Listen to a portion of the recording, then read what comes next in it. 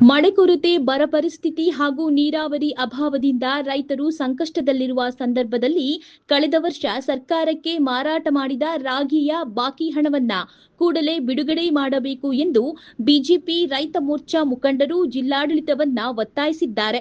ಈ ಸಂಬಂಧ ಗುರುವಾರ ಅಪರ ಜಿಲ್ಲಾಧಿಕಾರಿ ತಿಪ್ಪೇಸ್ವಾಮಿ ಅವರ ಮೂಲಕ ಜಿಲ್ಲಾಧಿಕಾರಿಗಳಿಗೆ ಮನವಿ ಸಲ್ಲಿಸಿದ ರೈತ ಮೋರ್ಚಾ ಮುಖಂಡರು ಜಿಲ್ಲೆಯ ರೈತರಿಗೆ ಬಾಕಿ ಇರುವ ಸುಮಾರು 206 ಕೋಟಿ ರಾಗಿ ಖರೀದಿ ಹಣವನ್ನ ಯಾವುದೇ ವಿಳಂಬವಿಲ್ಲದೆ ಪಾವತಿಸಬೇಕು ಎಂದು ಆಗ್ರಹಿಸಿದರು. ರೈತ ಮೋರ್ಚಾ ರಾಜ್ಯ ಉಪಾಧ್ಯಕ್ಷ ಬ್ಯಾಟರಂಗೇಗೌಡ ಮಾತನಾಡಿ, ತುಮಕೂರು ಜಿಲ್ಲಾ ರಾಜ್ಯದ ಪ್ರಮುಖ ರಾಗಿ ಉತ್ಪನ್ನ ಜಿಲ್ಲೆಗಳಲ್ಲಿ ಒಂದಾಗಿದೆ. ಸಾವಿರಾರು ರೈತರು ರಾಗಿ ಬೆಳೆಯನ್ನೇ ಪ್ರಮುಖ ಆದಾಯದ ಮೂಲವನ್ನಾಗಿ ಅವಲಂಬಿಸಿದ್ದಾರೆ. ಸರ್ಕಾರದ ಬೆಂಬಲ ಬೆಲೆ ಯೋಜನೆಯಡಿ ರೈತರಿಂದ ರಾಗಿ ಖರೀದಿ ಪ್ರಕ್ರಿಯೆ ಪೂರ್ಣಗೊಂಡಿದ್ದರೂ ಸುಮಾರು 206 ಕೋಟಿ ಹಣವನ್ನ ಇನ್ನೂ ಪಾವತಿಯಾಗಿಲ್ಲ ಎಂದು ಹೇಳಿದರು.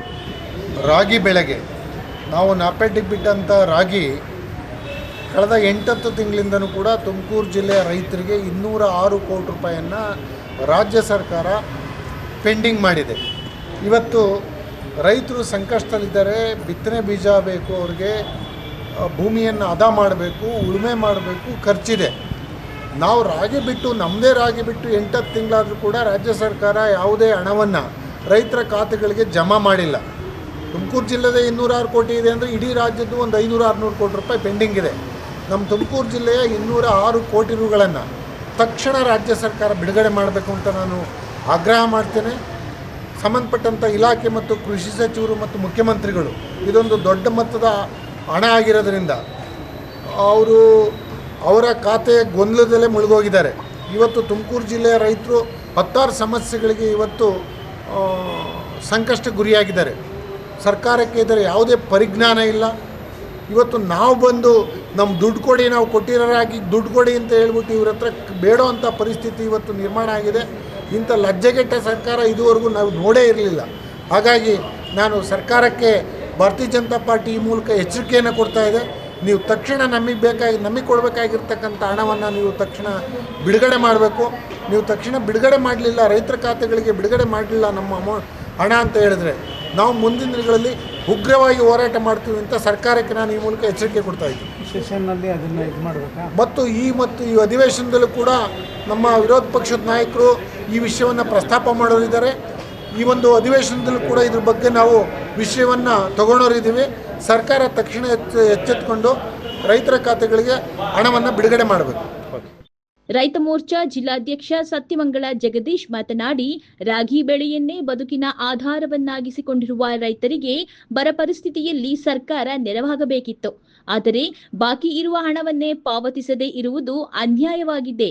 ರೈತರ ಬಾಕಿ 206 ಕೋಟಿ ರಾಗಿ ಖರೀದಿ ಹಣವನ್ನ ತಕ್ಷಣ ಬಿಡುಗಡೆ ಮಾಡಬೇಕು ಎಂದು ಒತ್ತಾಯಿಸಿದರು.